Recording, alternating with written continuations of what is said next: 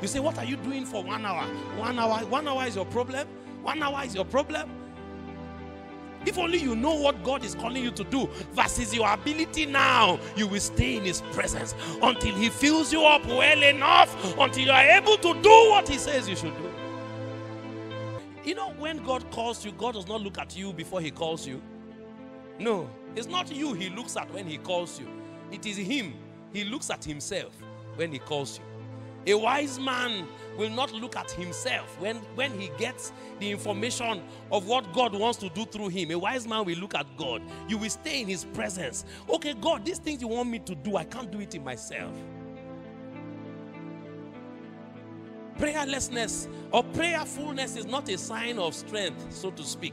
It's the acknowledgement in the heart of a man that knows that he cannot do what God wants him to do. So he waits on God until God rubs off from him well enough.